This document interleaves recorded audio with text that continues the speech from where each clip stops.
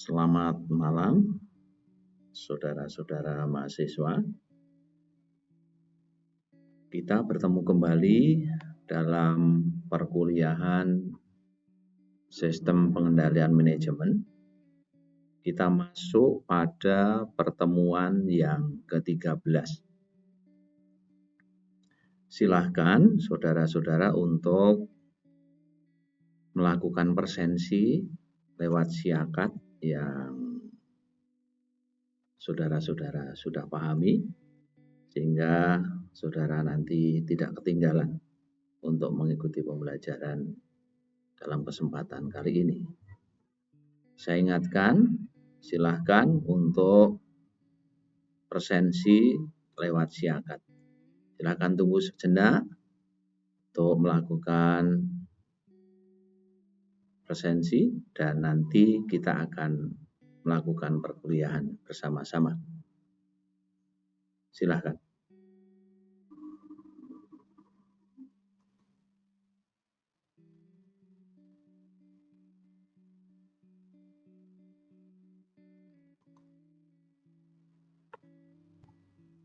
Mari kita lanjut perkuliahan kita pada kesempatan malam hari ini.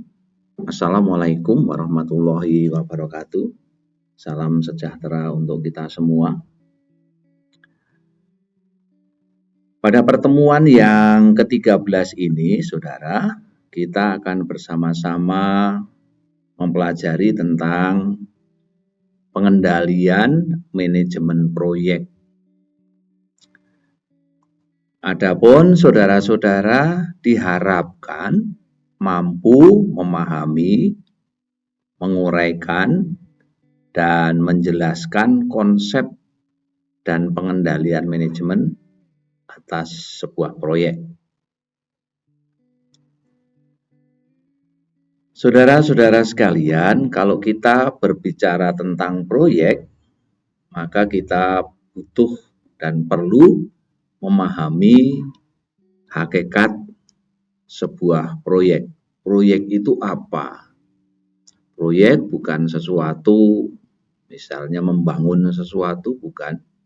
Proyek yang ada di sini yang kita pelajari adalah merupakan sekumpulan kegiatan yang dimaksudkan untuk mencapai hasil tertentu yang memiliki arti yang cukup penting bagi pihak manajemen. Artinya, ini adalah kegiatan-kegiatan yang dilakukan oleh seorang manajer dalam pihak manajemen itu, bagaimana mencapai hasil akhir dan memiliki arti. Juga kita pahami bahwa hakikat proyek itu merupakan gabungan dari berbagai sumber daya yang dihimpun dalam sebuah organisasi untuk mencapai suatu tujuan tertentu.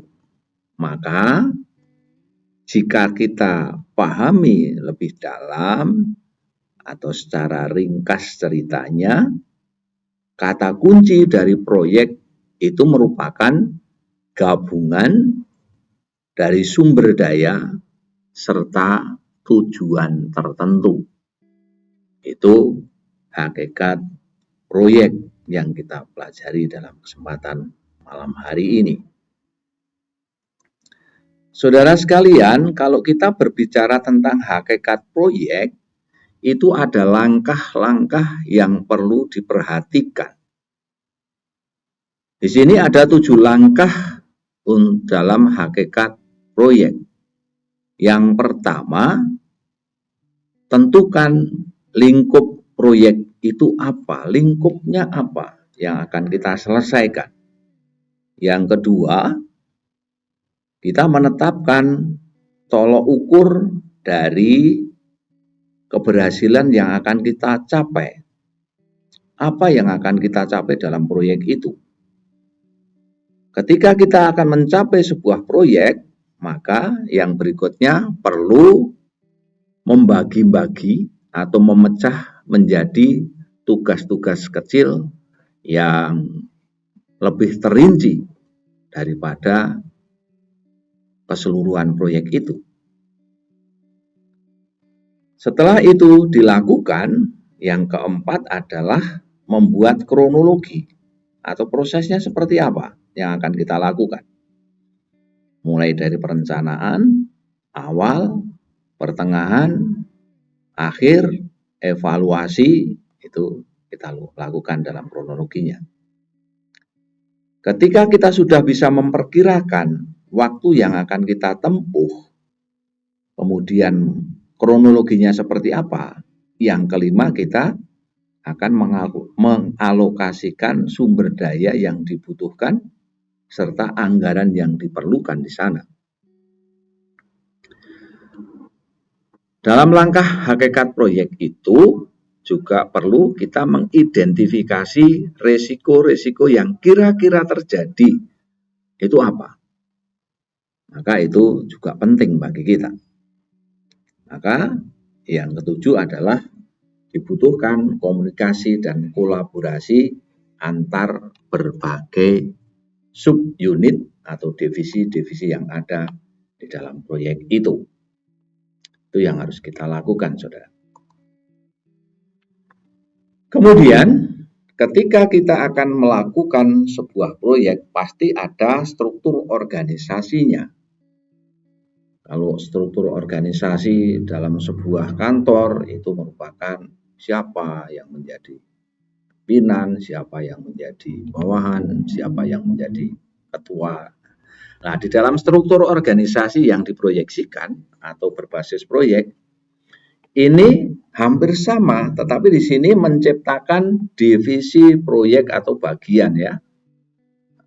Proyek khusus yang dalam satu organisasi. Untuk apa? Fungsinya adalah untuk koordinasi proyek supaya beroperasi secara baik, secara vertikal, maupun yang ada di bawah divisi-divisi itu. Maka di sini seorang manajer proyek mempunyai wewenang penuh atas proyek dan menugaskan staf-stafnya untuk berdedikasi yang bekerja untuk mencapai tujuan proyek yang akan kita capai. Itu struktur organisasi proyek, saudara. Berikutnya, ada beberapa jenis struktur organisasi proyek. Contohnya adalah struktur fungsional, struktur divisi, struktur flatarki, dan struktur matrek. Nah, dalam struktur organisasi proyek ini, biasanya yang digunakan oleh banyak orang itu adalah struktur organisasi proyek yang berbentuk matrik. Karena apa? Karena mempunyai dua atasan serta yaitu sponsor serta manajemen proyek. Nah, di dalam organisasi matrik proyek yang matrik ini, anggota tim itu tugasnya melapor ke dua atasan, yaitu manajer fungsional dan manajer proyek. Maka dibutuhkan komunikasi sehingga berlangsung dari anggota tim ke dalam laporannya ke dua atasan tersebut. Maka organisasi matrik proyek ini diciptakan untuk mendapatkan potensi yang terbaik, baik dari jenis struktur organisasi fungsional maupun dari proyeksinya. Maka di dalam evolusinya, di dalam perkembangan struktur organisasi itu, ada beberapa hal yang perlu diperhatikan. Yang pertama, di tahap awal, bagaimana proyek itu akan terlaksana, maka seorang arsitek itu merencanakan kegiatan-kegiatan tersebut, mengkondisikan, menggambarkan kronologinya seperti apa. Kemudian pelaksanaannya itu biasanya dan yang sudah layem terjadi itu dibagi dalam beberapa tahap. Kalau dalam pembangunan itu biasanya di awal itu 20% itu dapat diselesaikan dalam waktu berapa bulan, dalam waktu berapa lama, berapa hari. Kemudian yang 40% pertama mau diselesaikan dalam waktu berapa. Kemudian 40% yang berikutnya mau diselesaikan dalam waktu berapa. Itu melihat dari beban-beban yang harus diselesaikan itu dalam tahap-tahap pelaksanaan. Dan di tahap akhir pasti ada sebuah evaluasi dan endingnya nanti akan sebagai masukan keberhasilan dari proyek itu. Saudara-saudara sekalian, kalau tadi kita sudah mengenal bagaimana struktur organisasi yang di awal itu merupakan fungsional, kemudian divisi, kemudian flatarki, maka kita mencoba, mari kita lihat sebenarnya apa toh yang membedakan hal itu. Kalau yang fungsional itu merupakan jenis struktur organisasi yang paling umum yang biasa digunakan dalam sebuah organisasi atau perusahaan. Jadi umum itu menggunakan struktur organisasi proyek yang fungsional. Mengapa demikian? Karena dalam struktur organisasi fungsional itu pembagian kerjanya itu dilakukan berdasarkan fungsi dari masing-masing manajemen. Nah, kalau kita berbicara tentang struktur divisi, proyek secara divisi itu adalah merupakan kerangka umum yang mengelompokkan aktivitas bisnis berdasarkan produk, layanan, lokasi geografis atau pasar. Jadi setiap divisi di sini beroperasi sebagai entitas yang memiliki kekuasaan semi otonom yang dilengkapi dengan sumber daya dan fungsinya sendiri. Artinya di sini seorang manajer itu boleh memutuskan segala sesuatu tetapi yang tidak bertentangan dengan proyek yang dilaksanakan dalam organisasi itu. Kemudian kalau flatarki itu adalah merupakan cara yang biasa digunakan untuk mengatur sebuah perusahaan dengan sedikit atau tanpa tingkatan karyawan. Jadi semuanya sama di dalam kegiatan ini. Nah, ketika kita berbicara tentang struktur organisasi proyek yang menggunakan matrik, itu adalah sebuah struktur organisasi yang merupakan gabungan yang tadi yang proyek secara fungsional, jenis proyek yang fungsional, dan jenis struktur proyek yang divisional. Ini gabungan dari keduanya ini. Berikut saudara sekalian. Nah, ketika kita sudah memahami tentang struktur organisasi proyek, pastinya dalam melaksanakan suatu proyek diadakan hubungan kontraktual. Tujuannya apa? Hubungan kontraktual ini adalah merupakan perjanjian antara dua belah pihak, ya, dari pihak yang mengerjakan proyek, yang menguraikan kewajibannya, tugas dan harapannya, dan pihak yang memiliki proyek. Hal ini sangat penting ketika kita memiliki kontrak proyek di dalam memulai pekerjaan baru, itu ada perjanjian, ada MOU dengan perusahaan mana atau organisasi mana yang melakukan proyek itu. Maka ketika kita sudah memahami tentang kontrak itu sifatnya ada dua.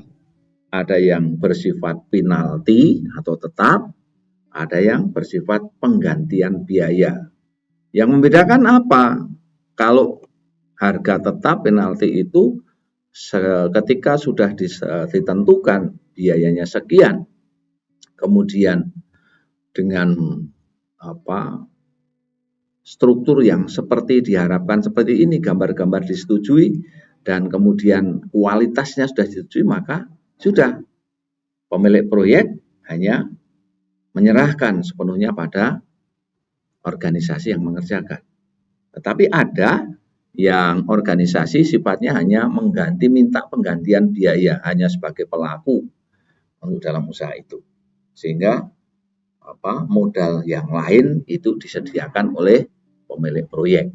Itu yang menggunakan kontrak penggantian biaya.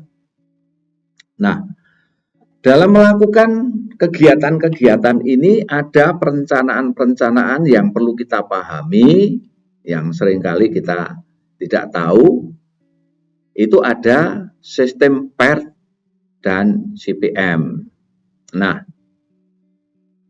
analisis jaringan PERT itu merupakan metode. PERT itu apa toh? Proyek, P-nya itu proyek, E-nya itu evaluation, R-nya review, T-nya teknik. Kalau ini adalah teknik evaluasi dan review proyek.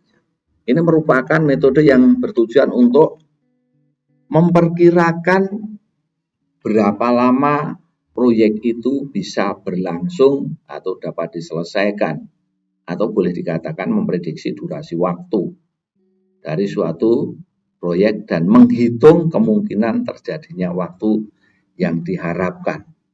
Bisa diperpanjang atau bahkan bisa lebih pendek. Itu kalau kita menggunakan metode Project Evaluation Review Teknik. Sedangkan kalau kita menggunakan CPM, itu adalah teknik di mana saudara itu mengidentifikasi tugas-tugas yang diperlukan untuk menyelesaikan proyek dan menentukan kesesuaian atau fleksibilitas dari penjadwalan pelaksanaan proyek itu sendiri. Itu yang perlu saudara-saudara pahami. Berikutnya saudara, tadi kita sudah berbicara tentang CPM, Critical Path Method, dan Project Evaluation and Review Technique. Nah, PET dan CPM ini sebenarnya sama-sama merupakan alat proyek yang digunakan untuk melakukan apa? Penjadwalannya seperti apa, rencana kegiatannya seperti apa, mengatur dan mengkoordinasikan bagian-bagian pekerjaan yang harus melaksanakan sub-sub unit proyek itu siapa. Jadi baik PET itu yang memiliki kepanjangan Program Evaluation Review Teknik, dan CPM merupakan kepanjangan dari Critical Path Methods. Ini yang perlu kita pahami.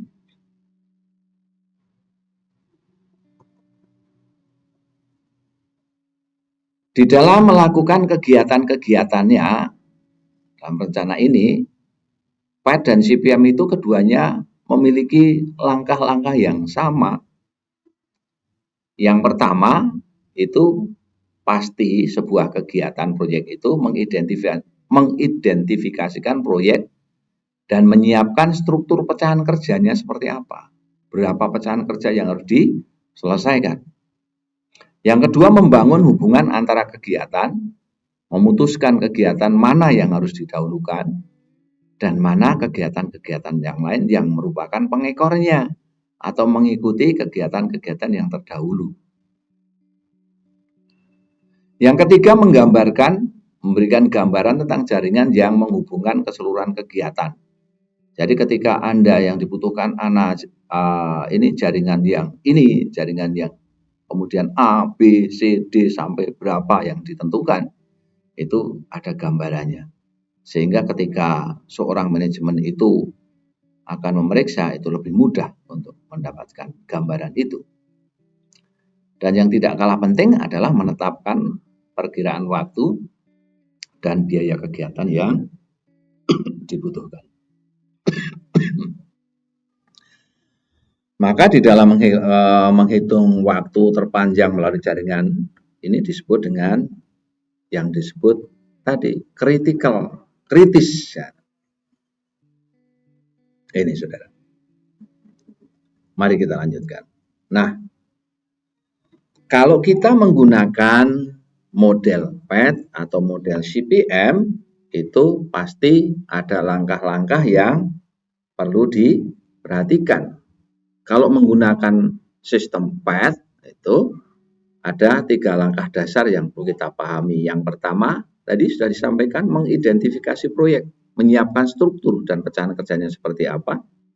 Kemudian membangun hubungan antar kegiatan dan memutuskan kegiatan mana yang harus dahulu dan mana yang harus mengekor, mana yang harus mengikuti. Dan yang ketiga, menggambarkan jaringan gambarnya seperti apa yang menghubungkan dari seluruh kegiatan itu kalau kita menggunakan sistem PET. Sedangkan kalau kita menggunakan langkahnya CPM, itu yang pertama membuat daftar aktivitasnya apa. Kemudian estimasi waktunya berapa. Kemudian identifikasi dependensi yang dibutuhkan apa. Kemudian membuat network diagram hampir sama dengan yang pertama. Dan yang kelima adalah memberikan durasi waktu tugas yang dibutuhkan.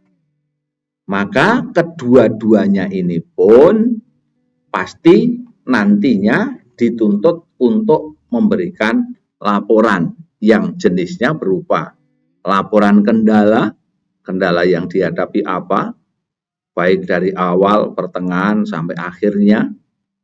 Kemudian bagaimana kemajuan proyek yang dilakukan dalam termin pertama, misalnya ditargetkan 20%, apakah sudah mencapai 20% dalam waktu yang ditentukan.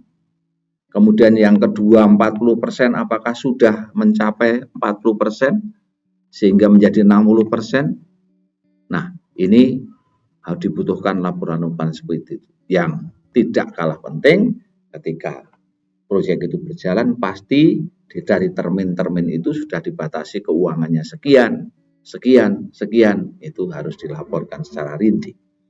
Itu hal-hal yang perlu diperhatikan dalam kita menggunakan sistem PET maupun CPM. Kita lanjutkan, saudara. Setelah pekerjaan selesai, pasti kita butuh melakukan evaluasi dalam proyek. Setelah tadi laporan, ada dibutuhkan. Nah, kalau menggunakan sistem PET, estimasinya seperti apa? Itu ada beberapa hal. Misalnya optimisnya waktu, yang pertama itu waktu yang paling mungkin itu berapa lama. Dan kemungkinan juga ada ketidaksesuaian sehingga pesimis apakah ini bisa selesai atau tidak. Maka itu diperlukan ketika kita menggunakan PET seperti itu. Maka dalam evaluasi kinerjanya dalam melaksanakan proyek itu tidak hanya hal-hal yang dalam bentuk fisik, tetapi juga dilakukan evaluasi terhadap pengelolaan proyek seperti apa. Kemudian evaluasi proses pengelolaannya seperti apa. Nah, itu yang perlu kita perhatikan. Dan yang lebih utama lagi adalah evaluasi dari hasil dari proyek itu seperti apa. Itu ketika kita memperhatikan dengan PET.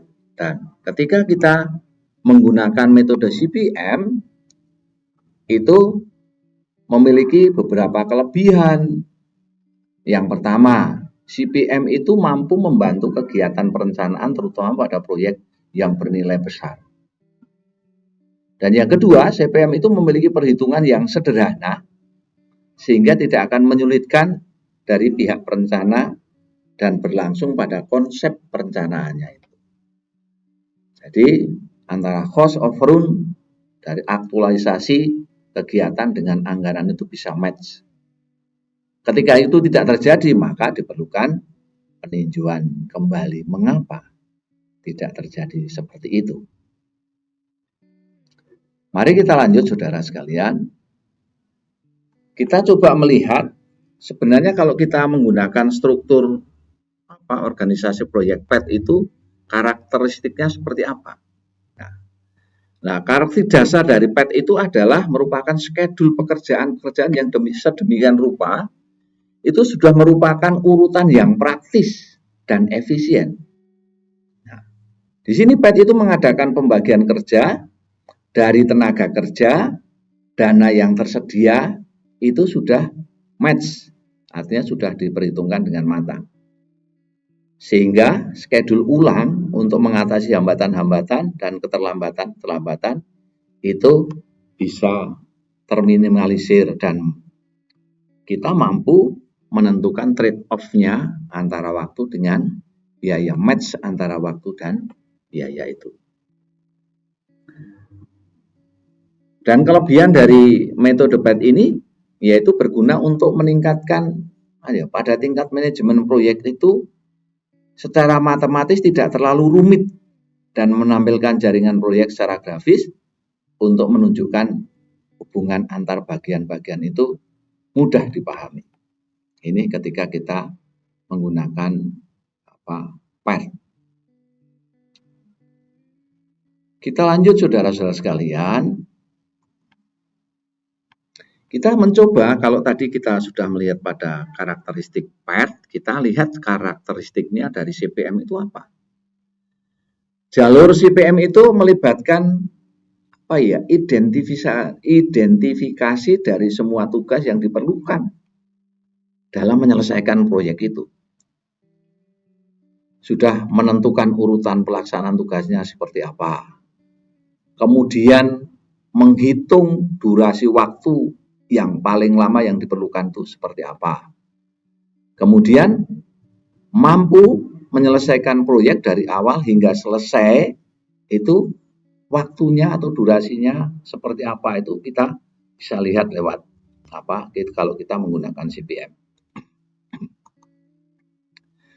Nah, karena apa? Karena CPM itu memiliki karakteristik yaitu proyek yang diperlukan agar penjadwalan melalui jalur CPM itu dapat diterapkan adalah pada permulaan serta penyelesaian proyek itu telah ditentukan. Jadi pekerjaan yang terdefinisi dengan baik serta pencapaiannya ini menunjukkan hasil sebuah kinerja yang kita teliti sejak awal dan kita perkirakan seperti apa proyek kita akan selesai. Kemudian kalau kita sudah membentuk tadi organisasinya, pelaksanaannya seperti apa, menggunakan sistem PET, menggunakan sistem CPM, maka kita mari melihat sistem pengendalian manajemen dengan kalau kita menggunakan sistem organisasinya PET. Jadi di sini sebagai seorang manajer proyek, saudara itu ketika menjadi seorang manajer nanti perlu memahami perbedaan antara jalur yang kritis dan jalur yang terpanjang, serta bagaimana cara mengatasinya, cara menyelesaikannya, atau metodologinya. Nah, perbedaan utama antara jalur kritis dan jalur yang terpanjang ini adalah kalau kita menggunakan jalur kritis, itu berfokus pada waktu. Sedangkan kalau kita menggunakan jalur terpanjang, itu berfokus pada aktivitasnya. Nah, kalau yang pendek itu menggunakan fokusnya pada waktu, yang panjang itu fokusnya pada aktivitas. Itu yang kita gunakan dalam sistem pengendalian manajemen dengan modelnya PET. Nah, kemudian bagaimana kalau kita menggunakan sistem CPM? Competitive Profile Metric atau CPM itu sebuah tool yang digunakan untuk membandingkan antara beberapa kompetitor yang menunjukkan data informasi mengenai kelemahan dan kelebihan perusahaan tersebut, atau dari beberapa pelaksana proyek itu kan kita bisa melihat bagaimana perbandingannya kalau kita menggunakan CPM, sehingga kita tepat di dalam memilih pelaksana proyek itu atau manajer-manajer yang akan kita terapkan di sana. Nah, pada metode ini penyelesaian suatu proyek dapat dipercepat dengan menambah biaya untuk aktivitas pada lintasan kritis yang memiliki kenaikan biaya terendah. Ketika sudah kita lihat bagaimana perkembangannya, kalau bisa mungkin dipercepat, kenapa tidak? Maka harus kita melihat pada lintasan kritis yang sungguh memiliki kenaikan biaya rendah, kita tingkatkan. Itu ketika kita menggunakan sistem penyelesaiannya atau pengelolaan manajemennya dengan menggunakan CPM. Nah, sekarang kita sudah belajar tentang PET dan CPM. Nah, perbedaannya di mana toh? Apa toh perbedaannya antara sistem yang gunakan PET dan CPM?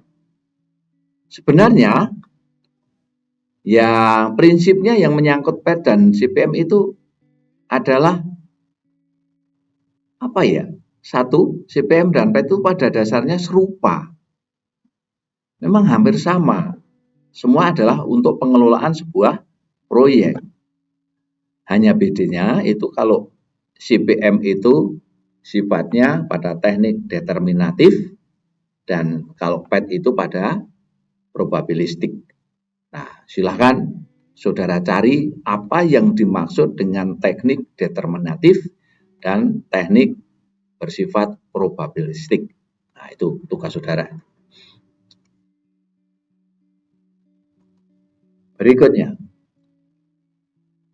kalau kita sudah tahu tentang PET dan CPM, maka kita akan menggunakan kapan yang tepat kita gunakan. Nah, pada saat kita menggunakan CPM dan PET, itu kapan yang paling tepat? Metode jalur kritis atau menggunakan CPM itu kapan?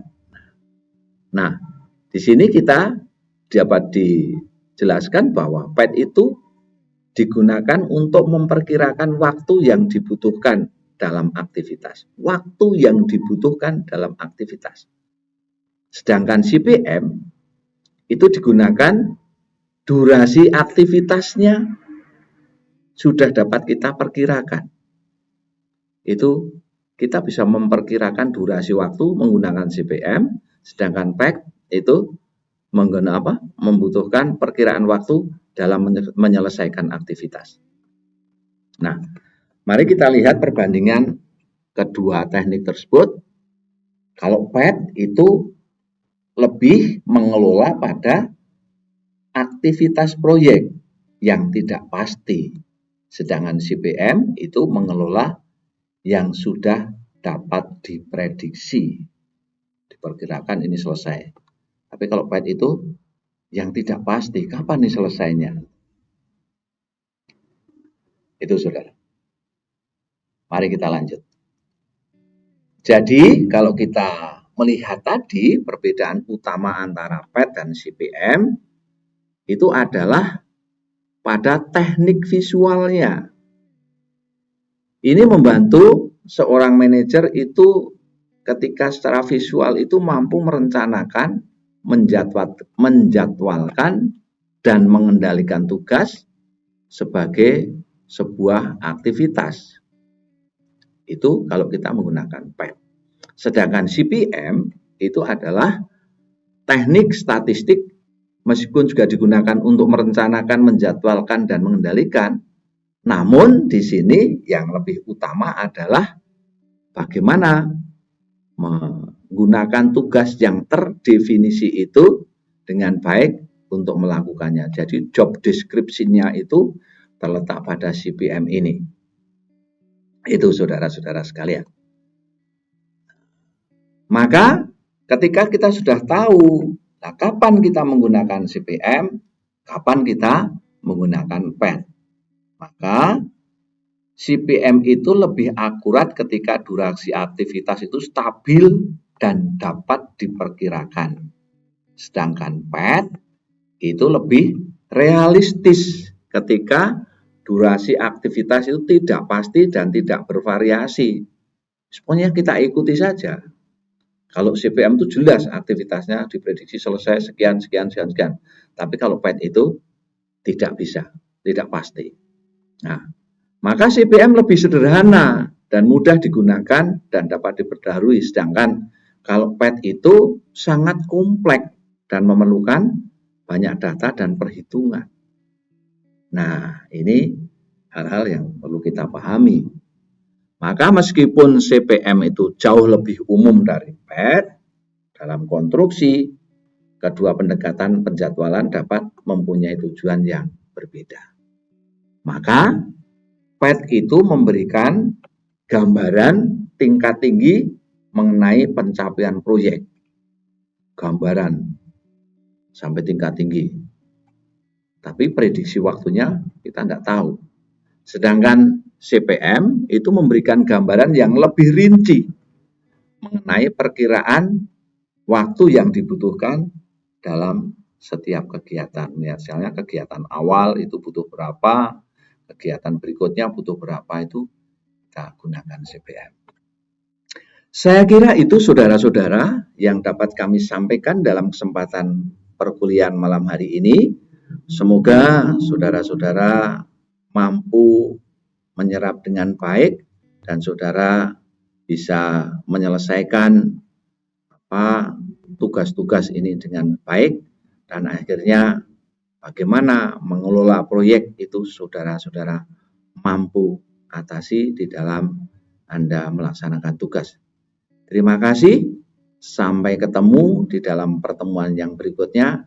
Semoga semuanya selalu sehat dan selalu di dalam pimpinan dan bimbingan Tuhan, dan akhirnya kita dapat dipertemukan kembali dalam pertemuan berikutnya. Terima kasih. Assalamualaikum warahmatullahi wabarakatuh. Tuhan memberkati.